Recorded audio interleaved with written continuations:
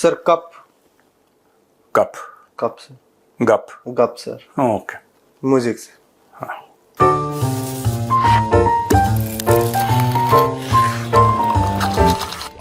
Cheers. अच्छा, मैंने इतना कप कप क्यों बोला ये जानने के लिए आपको देखना पड़ेगा आज का द कैप्सूल। देखा सर कितना मस्त प्रमोशन मार दिया मैंने। मार्केटिंग कर रहा है बिल्कुल। मार्केटिंग एकदम अच्छी। आप मेरे पास चाणक्य फोरम से सीधा आए अहमदाबाद जाओगे मार्केटिंग सिखाने के लिए। बोला मैं आ गया हूँ। कब कब देखा कब। अच्छा कब का ये मतलब था। अच्छा आईएम वाले भी सोच रहे पता नहीं कौन सी थ्योरी है, तो हमने कभी सुनी नहीं कभी पहले। आईएम अहमदाबाद कंफ्यूज हो रहा है पूरा। फिर प्रोड्यूसर आएगा, मैं आपका प्रोफेसर एपी आप मुझे कह सकते हैं, अश्लील प्रोड्यूसर। मैं आपको बताऊंगा मार्केटिंग क्या होती है। चलो। ओह माय गॉड, ज्यादा बेइज्जती होगी। नहीं बिल्कुल नहीं। खैर सर, मैं 1 मिनट यार, मैं जरा ये पर्स निकाल के रख सर दूं। हम पाकिस्तान डिस्कस करने वाले हैं, इसीलिए मैंने पर्स निकाल के रख दिया। भैया कुछ पता नहीं है। गोपाल नजर रखना भाई। ठीक है सर। पता लगा कैमरे के अंदर से ही हाथ निकला और मेरा पर्स चोरी कर लिया। घड़ी तो मैं हाथ ऐसे कंट्रोल करके रखूंगा, मेरी नजर में घड़ी। हाँ घड़ी को। हाँ। सर सेनेटर एमल वली खान है पाकिस्तान के। हाँ है। उन्होंने आसिम मुनीर को बहुत धोया सर, बहुत मतलब बहुत। वो जो ले गया था ना ब्रीफ केस में रेयर अर्थ दिखाने। मैं एक बात बताऊं सर, अच्छा पहले आप बताओ इसने क्या बोला। सेनेटर साहब ने बोला कि मुनीर जिस तरीके से ब्रीफ केस खोल के दिखा रहा है, हाँ। वो ऐसा लग रहा है कि एक सेल्समैन है, वो सेल करने के लिए लगा हुआ है कि ये देखिए साहब हमारे ये प्रोडक्ट्स हैं ऐसे ऐसे। और वहां पे शहबाज शरीफ ऐसा लग रहा है उसका मैनेजर खड़ा हुआ है। और वो सीधा एक होता है ना कि डायरेक्टली वो बोल रहे हैं ये तो डिक्टेटरशिप है, ये तो डेमोक्रेसी है ही नहीं। ये उनका वीडियो भी है ना। हाँ वीडियो में सुना देता हूँ। चलिए वीडियो देख लीजिए पहले, फिर बात करते हैं। किस हैसियत से हमारा chief of the army staff बाहर घूम रहे और ब्रीफकेस में रेयर अर्थ। यार व्हाट अ जोक। ये मजाक था। वो तस्वीर जिसने भी देखी, कौन सा chief of the army staff briefcase में रेयर अर्थ मिनरल लेके जाएगा। और वो मुझे एक बेहतरीन ब्रांड स्टोर लग रहा था जिसमें एक मैनेजर खड़ा बड़ा खुशी खुशी देख रहा था। एक दुकानदार बायर को कह रहे कि आ जाओ मेरे पास बड़ी अच्छी चीज है, ये खरीद लो। किस मुआहदे के तहत, किस कानून के तहत, किस आइन के तहत? ये तो डिक्टेटरशिप है। This is sorry to say not democracy. The minister of the law affairs is sitting there. क्या पार्लियामान की कोई अहमियत है कि नहीं है? सेनेटर खान साहब ने क्या बोला, मुझे भी थोड़ा सा बड़ा ऑड लगा। देखिए पाकिस्तान के जनरल्स ज्यादातर तो फालतू के ही हैं लोग। They come through a system that is rotten absolutely. अच्छा पाकिस्तानियों को बड़ा फख्र है for some reason. Many Pakistanis are very fond of their army. और पाकिस्तानियों की गलती भी नहीं है। जो पैदा ही फौजी बूट के नीचे हुआ हो उसको वही घर लगता है, राइट। दूसरी एक और चीज है कि क्योंकि पाकिस्तानी कंपेयर करते हैं और बगल में पाकिस्तान है, अनफॉर्चुनेटली पड़ोसी है। बदकिस्मती से हमारी बदकिस्मती है कि पाकिस्तान हमारा पड़ोसी है। हम जब अपने जनरल्स को देखते हैं तो यार फिर जमीन आसमान का फर्क इन कॉन्डक्ट। हमारे आर्मी चीफ 3 बेडरूम के फ्लैट में पोस्ट रिटायरमेंट प्लान है कि भैया 3 बेडरूम का फ्लैट, उस पर भी लोन ले रखा है जनरल साहब ने अगेंस्ट हिज पेंशन। कुछ अपना मतलब फंड वंड का निकाल के जो भी होगा थोड़ा सा बचा रहे हैं खुद का, जो they subscribe to that fund and then they take out the money और फिर लोन वोन लिया, किसी तरीके से घर अपना बनाया। अगर कोई चंडीगढ़ पंचकुला में हो गया कहीं दूर, क्योंकि दिल्ली से सस्ती प्रॉपर्टी वहां पे मिल जाती है, राइट ऑब्वियसली, तो देन किसी ने अपना छोटा सा घर बना लिया जमीन पे प्लॉट लेके। जिस तरीके से पाकिस्तानी जनरल्स बेसिकली, वो जो ब्रीफ केस था उसके अंदर बलूचिस्तान के रेयर अर्थ नहीं थे, ठीक है, वो ब्रीफ केस के अंदर पाकिस्तान था। और पूरे पाकिस्तान को लेकर आसिम मुनीर गया है व्हाइट हाउस और ये बोला है कि ये पाकिस्तान है, इट इज फॉर सेल, ये बिकने के लिए तैयार है, आप बोली लगाइए जनाब, मैं व्हाइट हाउस में लेकर आया हूं। एंड ऑनेस्टली स्पीकिंग, मुझे पाकिस्तानी फौज तो you know how I feel about it and I know what you feel about it, पर मुझे लगा बड़ा ऑड यार। ठीक है झूठ बोलते हैं, ये करते हैं, इनके सब ये 60, 70, 50 खुद अपने आप ही अपना झूठी कहानी अपनी कौम को कौम इनकी निठल्ली है, कौम अनपढ़ है, कौम जाहिल है, तो उनके लिए जो कहते हैं ये लोग वो ठीक है, बिकॉज ऐसी कौम को ऐसे ही, जैसे एक कहावत है बहुत मशहूर की, जैसी कौम होती है उसको वैसे ही हुक्मरान उसके ऊपर मसल्लत कर दिए जाते हैं। तो अगर इस कौम की औकात शहबाज शरीफ है और आसिम मुनीर है तो उसको औकात के हिसाब से ही लीडर मिलता है, ठीक है। और ये बड़ी मशहूर कहावत है, राजा तथा प्रजा, यथा राजा तथा प्रजा। इसको संस्कृत में यथा राजा तथा प्रजा, और वैसे भी कहते हैं कि जैसी कौम होती है वैसे ही हुक्मरान उसके ऊपर मसल्लत कर दिए जाते हैं। अब उसके अलावा फ्रॉम अ टिपिकल प्रोफेशनल फौजी पर्सपेक्टिव, ठीक है, he is suppose to be a field marshal, क्योंकि पाकिस्तान ने बनाया उसको field marshal. For one moment let us admit कि चलो ठीक है, for the sake of hypothesis let us say that he is the field marshal. The way he behaves in front of Trump, or the way he behaves in front of Xi Jinping, or the way he behaves in front of the Saudis, right? A lieutenant of the Indian Army does not behave like that. जिसकी अभी 2 महीने की नौकरी हुई है ना, जो pass out होकर पलटन जिसने ज्वाइन करी है, रेजिमेंटल सेंटर को घूम घूम के वो वापस पलटन आया है, जिसका वायुज भी नहीं हुआ अभी, जिसका वायुज नहीं हुआ, और जिसको हमारी यूनिट में 17 कुमा में एक वर्ड था, यंगस्टर्स को घुंगरू कहते थे मजाक में कहते थे घुंगरू, कभी यहां बजा कभी वहां बजा, इस टाइप का घूमता रहता था घुंगरू। तो हम भी घुंगरू थे, हम तो सेकंड लेफ्टिनेंट थे एक टाइम पे। But I have not seen any officer, and it's very surprising to see कि आप अपने आप को एक 5 स्टार जनरल कहते हैं, आप अपने आप को फील्ड मार्शल कहते हैं, राइट? और आप इस तरीके से बिछ जाते हैं किसी के सामने। You are representing your country at the end of the day. आप इस तरीके से बिछ जाते हैं, आप लेट जाते हैं जमीन पे, आप कहते हैं कि ये मैं माल बेचने के लिए लाया हूं, प्लीज खरीद लो। Sir it's very, you know, at a फौजी level, again not comparing but at a फौजी level this is so disheartening है कि मतलब ये होती है फौज। सर फौजी लेवल पे जो भी हो, इट्स योर पर्सपेक्टिव, और आपने फौज में सर्व किया है तो बहुत हुआ है। एज अ सिविलियन जब मैं इस चीज को देखता हूं तो मेरा सबसे बड़ा सवाल ये कि why is he representing his country? He is supposed to represent his army. ना देखो, वो एक दूसरा सवाल है, क्योंकि पाकिस्तान कभी डेमोक्रेसी थी नहीं। ये पाकिस्तानी अपने आप से झूठ, और पाकिस्तानी डेमोक्रेसी के लायक भी नहीं है। मैं आपको बता दूं, जो पाकिस्तान में सिस्टम है, वेदर इट इज, खुद ख्वाजा आसिफ हाइब्रिड बोल रहा है, खुद ख्वाजा आसिफ हाइब्रिड बोलता है, खुद इशाक डार हाइब्रिड बोलता है, तो ठीक है। पाकिस्तानियों को या तो प्योर देखो, क्योंकि आप, democracy is for people with a certain IQ, जिसका थोड़ा सा दिमाग है, वही डेमोक्रेसी। क्योंकि democracy minds to choose their leaders. हाँ, नॉट ओनली दैट, एक तो ये बहुत इंपॉर्टेंट है जो आपने बताया, लेकिन उसके अलावा डेमोक्रेसी में प्रोड्यूसर ये होता है कि आपको थोड़ी सी समझ होनी चाहिए, क्योंकि डेमोक्रेसी लेयर्ड होती है, नुआंसेस होते हैं डेमोक्रेसी में। डिक्टेटरशिप में कोई नुआंस नहीं है, वो रावलपिंडी में बैठा है, एक जूता मारा, कौम इस तरफ लेट गई। पाकिस्तान, उनके लिए सिंपल चीजें हैं, राइट?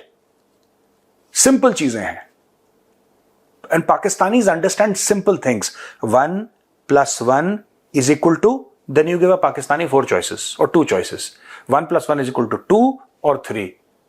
फिर वो बोलेगा 3 पाकिस्तानी, फिर बोलेंगे ठीक है बेटा, लगभग ठीक है आपका, दोबारा ट्राई करो। फिर बोलेगा 4, फिर आप बोलेंगे 4 का तो ऑप्शन ही नहीं है बेटा, इधर सिर्फ 2 और 3 है, 3 आपने बिल्कुल काट दिया, खत्म हो गया 3, अब क्या बचा? फिर देन सी 2। अच्छा क्या 2 है? हाँ बेटा 2। This is how you explain to Pakistanis. आप देखो, व्हाई डजंट पाकिस्तान हैव, देखो, या तो आप सऊदी अरब वाला काम करो, ठीक है, सऊदी अरब में भी डेमोक्रेसी नहीं है, लेकिन सऊदी अरब में जो crown prince Mohammed bin Salman है, crown prince Mohammed bin Salman and his father and his father's father, they are committed to the welfare of the people of Saudi Arabia. सही है? They are, हाँ, if you look at the sheikhs of UAE, whether it's a sheikh of Dubai or Abu Dhabi or any other this thing, they are committed to the welfare of their own people. Pakistan में ऐसा नहीं है, they are committed to the, in Pakistan, the elite are committed to the welfare of their own families. वो पाकिस्तान भाड़ में जाए, तो इसलिए पाकिस्तान को ये सिस्टम सूट करता है। उनको चूरन खिला देते, तुम अजीम कौम हो, हथियार तुम्हारा जेवर है और फलाना ढमका, ये आपने 4 चूरन खिलाए, तो जब आप हथियार तुम्हारा जेवर है, तुमने यही चूरन खिला दिया अपनी कौम को और गजवा हिंद का, तो फिर तुम फौजी को तो अपना बाप मानोगे। सर यहां पे अगर तुम इंडियन जनरल से पूछ लो ना, प्राइवेटली कमरे में अगर कोई बोल दे, कई बार, और मैंने देखा है अपने सामने पूछते हुए, I will not take the general officers name, you know him and he is very famous and very popular, मेरे सामने ऐसी ऐसी पूछते पूछते सम सिविलियन आस्क्ड हिम कि सर समटाइम्स हमें लगता है इंडिया में चीजें नहीं हंसती, do you think there should be army rule? And you know what the general, he had retired, 7-8 साल पहले रिटायर हो गए थे उस कॉन्वर्सेशन के. You know what the general officer said? He said बेटा never make the mistake of talking like that. उन्होंने डांटा नहीं उसको, पर प्यार से उसको टिक ऑफ कर दिया, टिक ऑफ करा उसको सॉलिड प्यार से कि बेटा never make the mistake of thinking like this. We are very good at what we do and that is guarding India, defending India. We are not rulers, we are defenders. We are defenders and it is our job to serve the constitution and the nation. मतलब हम मालिक नहीं है देश के. I think नहीं, हाँ ठीक है, अब ज्यादा मत बोलो, चलो. खैर, सर आपने वो बोला ना कि सऊदी की जो फैमिली है, सऊदी की जो रूलर्स फैमिली है, they all Saud from Bahrain, चाहे यूएई, जहां भी देख लीजिए, दुबई का ले लो, दुबई, जहां का भी, मतलब दैट्स बिकॉज कि खानदानी लोग हैं सर. हाँ ये है, बहुत फर्क पड़ता है खानदान और संस्कार. हाँ उनकी ब्लड लाइन है, ब्लड लाइन. यहाँ इनको ये नहीं पता कि, अब छोड़ो ज्यादा डिटेल में मत जाओ प्रोड्यूसर. इमोशनल इमोशनल हो जाते हैं. नहीं ठीक है. सर इसके नकवी को लेके उसका स्टेटमेंट आया, क्या नाम है, सीपेक के ससुर का, अफरीदी. हाँ अफरीदी, शाहिद. उसने बोला है कि देखो भाई अब आप चुन लो कि आपको क्या करना है, आप कोई एक पोजीशन होल्ड करो. हालांकि उसके पास इतनी औकात कहां से आई ये नहीं समझ में आ रहा मुझे सर, बट उसके पास आई औकात और वो बोला है ये. नहीं औकात क्या, औकात उसकी कहां से आती है? औकात उसकी एक ही जगह से आती है. कहीं कंपटीशन तो नहीं चल रहा है कि कौन कितना बड़ा चाटू है? हाँ और क्या, यही है और कुछ नहीं है. You have hit the nail on the head. Basically क्या है, शाहिद अफरीदी ये कहता है कि इनको क्रिकेट के बारे में कुछ नहीं पता. इसको, ये जो नकवी है, इसको क्रिकेट के बारे में कुछ नहीं पता. ठीक है, जब पाकिस्तान पिछली कंपटीशन आ रहा था तब पीसीबी का चेयरमैन कौन था? नकवी. पिछली वाली में भी नकवी था. नकवी तो T20 वर्ल्ड कप क्वालिफाई कर रहा है. तब भी नकवी था ना, if I am not mistaken. नहीं वही था, नकवी था. अच्छा, तब इसने नहीं बोला. तब तक नकवी को क्रिकेट आती थी. बीच में भी साल भर नकवी को क्रिकेट आई. नकवी ओपनर भी था, बैटिंग भी ओपन करता था, विकेट कीपिंग भी करता था, बॉलिंग भी करता था, फील्डिंग भी करता था, खुद ही बॉल फेंक के खुद ही मारता था. नकवी चैंपियन था. इस बार क्या हुआ कि अब नकवी को क्रिकेट नहीं आती. क्यों? इसलिए नहीं आती क्योंकि धीरे धीरे धीरे धीरे धीरे पाकिस्तान के अंदर एट द टॉप लेवल जो सोशल मीडिया के ट्रोल्स हैं, जो मीम बनाते हैं, उनका तो काम ही, और उसके बारे में बड़ा इंटरेस्टिंग, मैं मीम के बारे में एक चीज बताऊंगा इसी में. अब पाकिस्तानियों को धीरे धीरे पता लगने लगा है कि ऑपरेशन सिंदूर की असलियत क्या थी. वो नहीं थी जो इनके बापों ने, इनके अब्बाओं ने इनको बताई है कि हमने ये कार दिया तो हमने वो कार. इनको भी पता लग गया धीरे धीरे. बट वही चीज है कि जब बेइज्जती इतनी ज्यादा होती है ना, इंसान एडमिट नहीं कर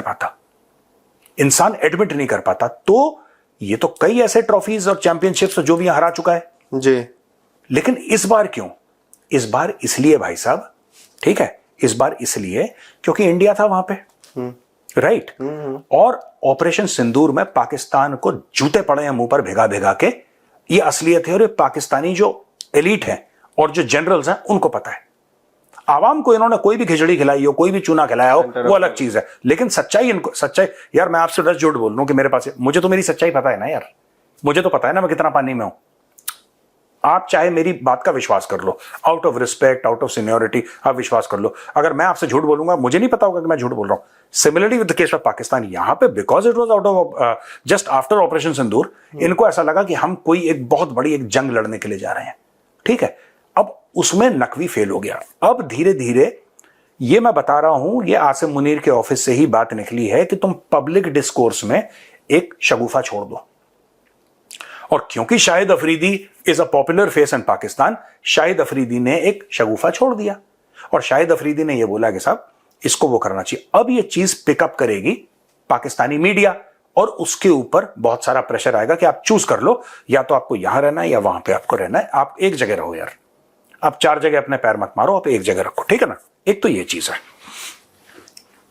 मैं एक और चीज मैंने इसके बारे में सोचा और मैं लोगों को बताना चाहता हूं। आपने कभी बिफोर एंड आफ्टर, हम कल भी डिस्कस कर रहे थे बिफोर एंड आफ्टर, आप कभी भी देखना जो पाकिस्तानी है ना, मैच के पहले बहुत, अब हम ये जिहाद है, ये जंग है, अब हम इंडिया को हरा देंगे, और बहुत अग्रेसिवली बोलते हैं, ठीक है। और वही पाकिस्तानियों को बाद में देखते हैं रोते हुए, कैसा मुंह पकड़ के रो रहे हैं। एक बात बताओ यार, टेल मी समथिंग, कभी खुद सोचना, कोई अपना रोता हुआ वीडियो क्यों डालेगा कि मैं हार गया, मैं गलत था? सोचना कभी, कोई क्यों डालेगा? हाँ।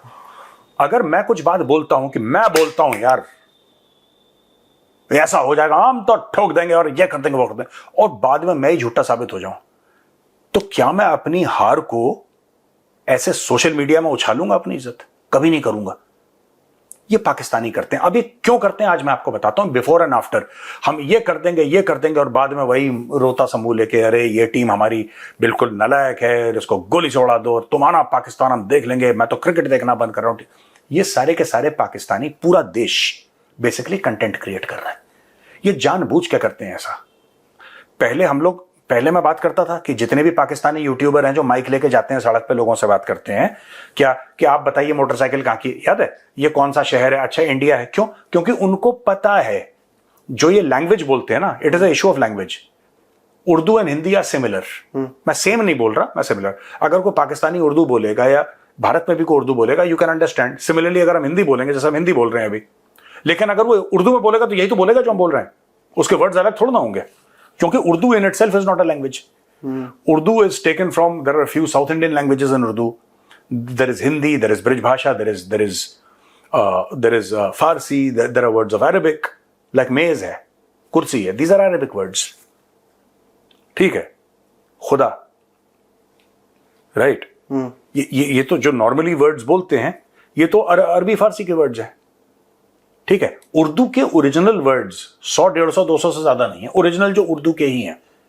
Urdu is a mixture of languages, तो हम लोग समझ लेते हैं क्योंकि कॉमनैलिटी हिंदी के साथ बहुत ज्यादा है। अब ये जब कंटेंट बनाते हैं पाकिस्तानी, इनको पता है ये कंटेंट कौन देखेगा, ये कंटेंट इंडिया, ये अपने आप को बेइज्जत करवा के पैसा कमाते हैं। यानी कि अभी तो चलो मैच है, मानो कि ये मैच कब 28 को हुआ था, हाँ 28 को, चलो मानो कि 28 के मैच की हम 6 महीने पहले की बात कर रहे हैं। सड़क पे जाना कि साहब इंडिया ये है और मोदी क्या लीडर है, और यार अमित शाह जैसा होम मिनिस्टर नहीं देखा, हमारे यहां भी होता तो मजा आ जाता, कोई हाँ भाई इसके मुंह में माइक डाला, इसके मुंह में, ये सब। तो पाकिस्तान को लानतें भेजना, पाकिस्तान को जलील करना, भारत की बढ़ाई करना, अच्छा इंडियंस को अच्छा लगता है सुनना, ऑब्वियसली इंडियंस को अच्छा लगता है सुनना। उसके चंक्स काट के यहां पे टेलीविजन पे भी चल जाते हैं, टीवी पे। पाकिस्तानियों को क्या मिलता है? अपने ही कौम को, अपने ही मुल्क को, अपने ही लोगों की बेइज्जती करवा के पाकिस्तानियों को क्या मिलता है?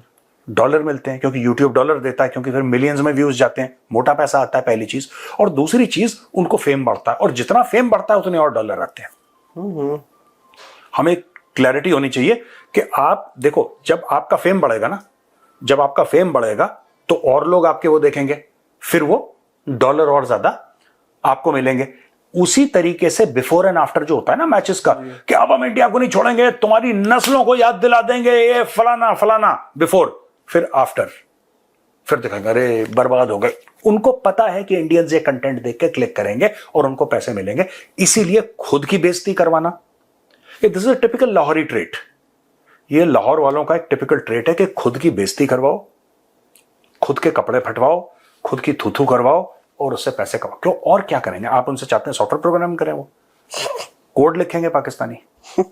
भाई जो आता है वही तो करेंगे। सो बिफोर और आफ्टर की ये कहानी है।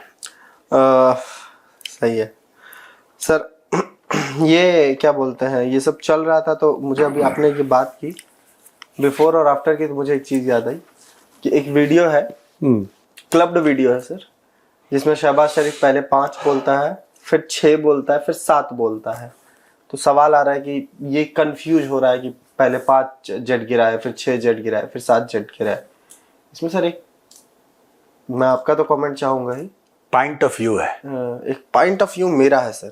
क्या है? उसने बोला कि हमारे तैयारों ने 5 जेट गिराए, तो 5 गिर गए। 5 गिर गए। फिर बोला हमारे शाहीनों ने 6 जेट गिराए। शहीनों ने, शहीनों ने, जो भी, शाहीन तो बोल नहीं पाता लाहौरी कोई। हमारे शहीनों ने 6 जेट गिराए। उधर तैयारे थे, यहाँ शाहीन हुए। उसके बाद तीसरा, वो वर्ड कौन सा मैं भूल गया अभी, जो उसने यूएन में बोला था। अरे कोई बता दो यार प्लीज। फैल्कन्स। हमारे फैल्कन्स ने 7 गिराए। देयर इज अ ह्यूज वो सर, लोग इंडिया में नहीं समझ पा रहे हैं। भाई बता रहा है कि शाहीन अलग कर रहे थे, तैयारे अलग ऑपरेशन कर रहे थे, फैल्कन्स अलग कर रहे थे। वो क्यों करता है पता है आपको? ये तो 7 नहीं, मैं जोड़ लेता हूँ पहले से। 7, 5, 12, 6, 18 जेट गिरे हैं टोटल इंडिया टोटल। और ये ऐसा क्यों कह पाता है आपको पता है? ये जो शहबाज शरीफ है, ये किसके लिए कह रहा है? ये पाकिस्तानियों के लिए कह रहा है, आम पाकिस्तानियों के लिए। और क्योंकि ये मदरसा छाप है, पाकिस्तानी जाहिल है, लिखना पढ़ना नहीं आता, इनको बड़ा अच्छा लगता है ये सुन के कि हमने ये कर दिया, हमने कर दिया। और उनको कुछ भी झूठ बोलो, कुछ भी झूठ बोलो। अच्छा, पाकिस्तानियों को भी पता है कि ये झूठ है, लेकिन यार सेलिब्रेट तो आपको कुछ तो, क्या सेलिब्रेट करोगे? अपनी इकोनॉमी सेलिब्रेट करोगे, अपनी क्रिकेट टीम को सेलिब्रेट करोगे, अपनी डिप्लोमेसी को, अपनी मैन्युफैक्चरिंग को सेलिब्रेट करोगे, स्पोर्ट्स को? किसको सेलिब्रेट कर रहे हो तुम पाकिस्तान में? तो सबसे बढ़िया चीज है, आप कभी भी देखना, जो, हाँ, जब भी कोई आदमी हार जाता है ना, उसकी साइकोलॉजिकल कंडीशनिंग हो जाती है कि यार एक दिन ना मुझे, ये मैं पढ़ रहा था, इट्स वेरी इंटरेस्टिंग, कि एक मैं बताता हूं इसका। I have this, just hold on, let me tell you, this is very interesting. और दोस्तों, ये मेरे लिए भी बहुत तगड़ा एक एजुकेशन था, और मैं आपको भी बताना चाहता हूं। आप में से कई लोगों को तो पता भी होगा। तो सर, जब तक अपना सर्च कर रहा है, मैं आपको अरे हो गया, रुक करूंगा जाओ। कि आप किंडल पर जाइए और हमारे तचानक डायरीज के दोनों एडिशन अवेलेबल है, लिंक डिस्क्रिप्शन में है, उसको पढ़िएगा। कोई मत पढ़ना है, ऐसे ही बोल रहा था, तो मैंने नहीं बोला। चुप रहो, शांत रहो। मार्केटिंग, कोई नहीं मार्केटिंग, रुक जाओ यार, मैं कहानी बढ़ा रहा हूं, तुम मार्केटिंग करो। देखो सुनो दोस्तों, 1995 की बात है, ध्यान से सुनना, बड़ी मजेदार कहानी है ये। 1995 की बात है, मैकार्थर व्हीलर एक आदमी था। ये पेंसिल्वेनिया में गया, पिट्सबर्ग एक शहर है पेंसिल्वेनिया में, तो वहां पे गया ये, और इसने एक बैंक को लूटा। इसने बैंक को लूटा। अब इसकी खासियत क्या थी इस आदमी की? आपको पता नहीं पता होगा, एक इनविजिबल इंक होती है, तो उसमें लेमन जूस जो होता है ना, नींबू का रस, उसमें कुछ चीज मिलाते हैं और फिर पेन से कागज के ऊपर लिखते हैं।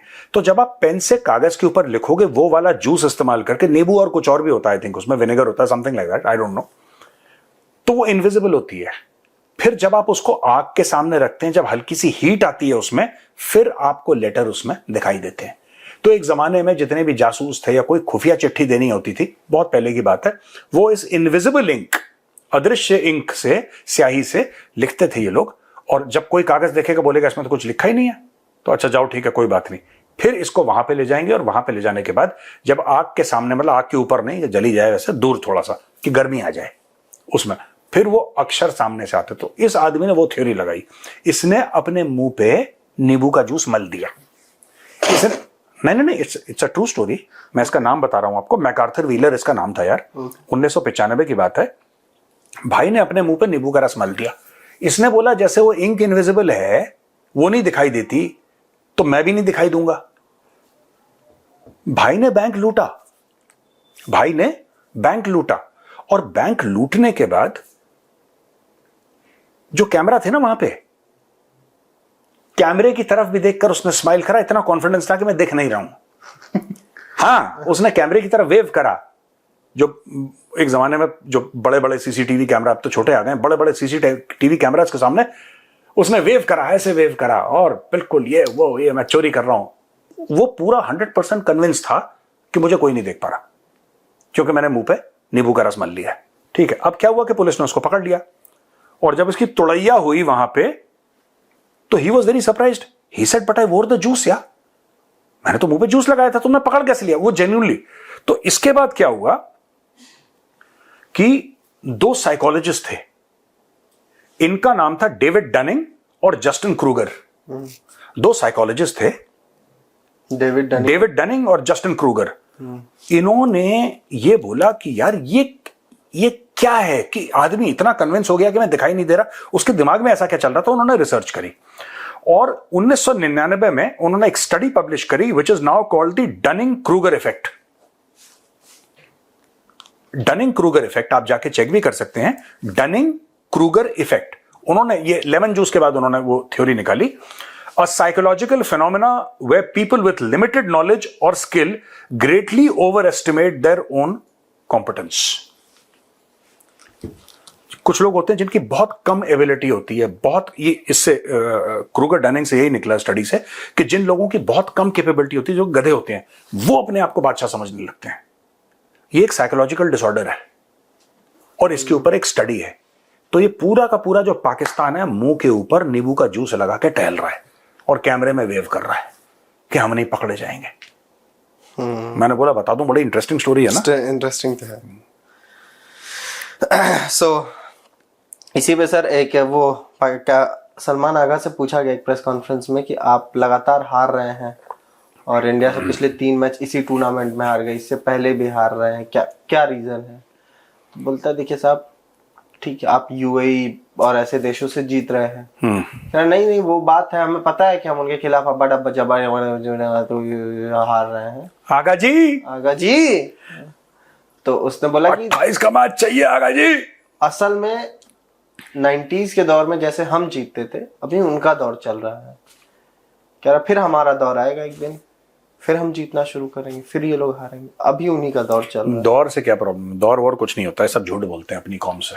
अबे 28 के टाइम में तो हमारे पास वसीम अकरम और इनके पास शोएब अख्तर था, इनके पास वसीम अकरम था, इनके पास वकार यूनिस था। अभी तुम सीपेक और वो एक क्या नाम है उसका, अभी तुम्हारे पास वो चाइनीज प्लास्टिक की बता के क्या नाम है उसका, जो इसका दामाद है, सीपेक और एक हारा आउफ और एक को तो गर्दन में ही मोच रहती है जब देखो तो।